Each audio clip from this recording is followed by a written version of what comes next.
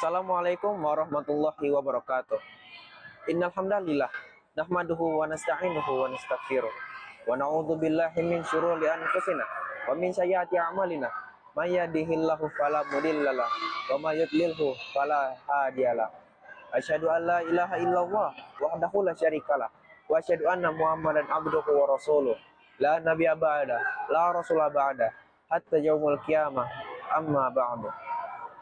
Pertama-tama dan yang paling utama, marilah kita panjatkan puja dan puji syukur kita atas kehadirat Allah Subhanahu wa taala.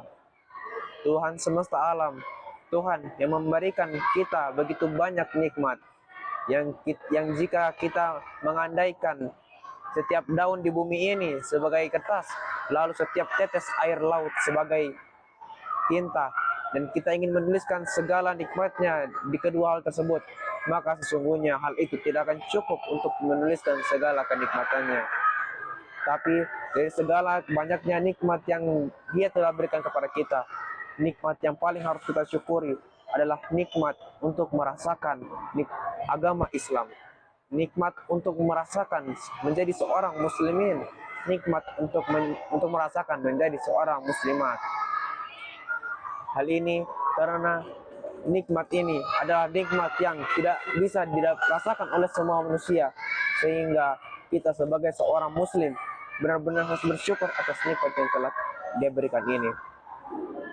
Salawat serta salam tak lupa pula kita aturkan kepada Nabi kita, Nabi Muhammad sallallahu alaihi wasallam, Nabi akhir zaman, Nabi yang telah membawa zaman ini dari zaman kegelapan menuju zaman yang terang benderang.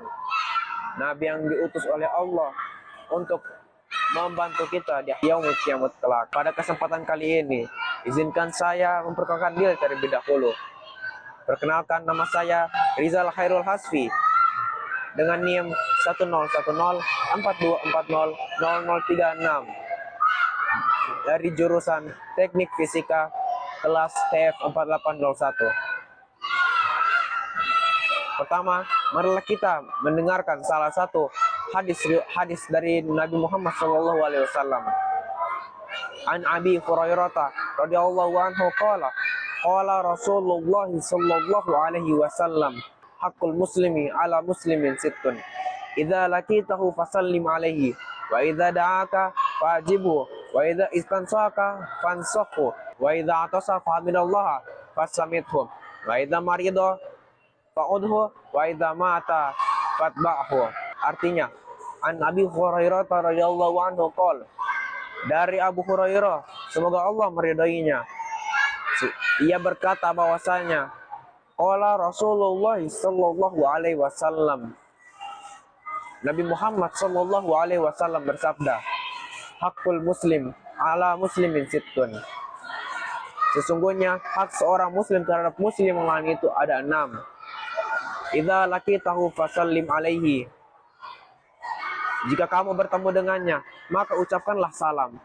Wa idza da'aka fa'ajibhu, jika ia mengundangmu, maka penuhilah undangannya. Wa idza ista'ansahaka fansakhu, jika ia meminta nasihat kepadamu, maka berikanlah nasihat, berilah ia nasihat.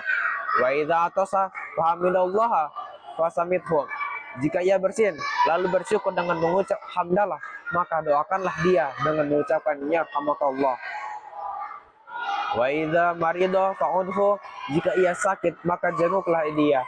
Wa idza mata fatba'hu, dan jika ia meninggal maka jenguklah dia. Hadis riwayat Muslim.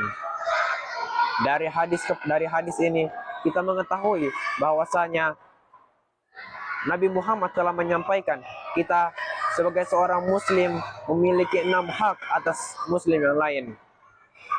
Akan tetapi hak ini tidak terbatas hanya sebatas 6 saja. Banyak hak-hak yang lain yang harus kita jalankan kepada umat muslim yang lain. Dan tapi pada kali ini hanya 6 yang akan saya sampaikan.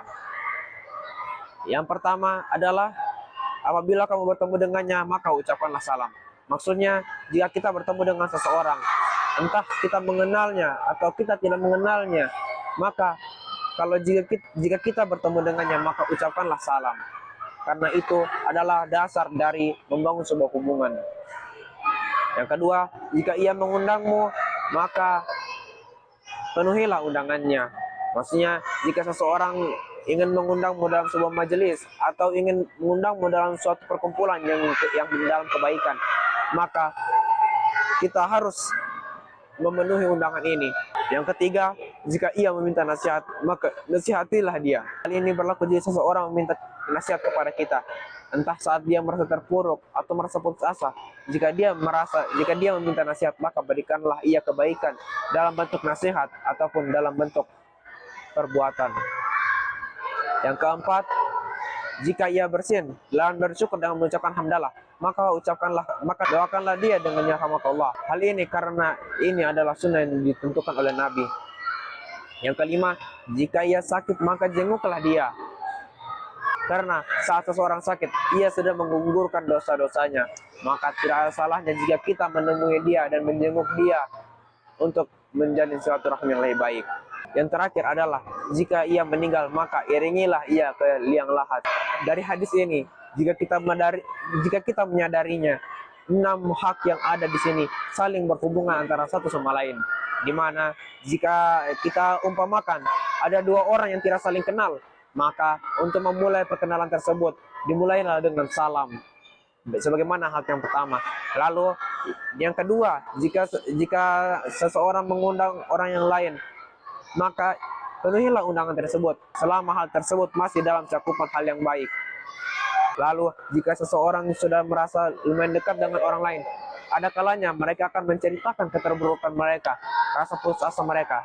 Maka jika mereka meminta nasihat kepada kita, berikanlah mereka nasihat, entah dengan nasihat yang baik ataupun kita memperlakukannya dengan lebih baik lagi. Lalu yang keempat, jika ia bersin dan mengucapkan alhamdulillah, maka ucapkanlah ya rahmatullah. Hal ini berhubungan jika kita semakin tua, ada kemungkinan kita bakal kena penyakit. Walaupun hanya penyakit yang ringan seperti flu, tapi ini tetaplah penyakit. Lalu yang kelima, yaitu seperti saya bilang tadi, yaitu sakit.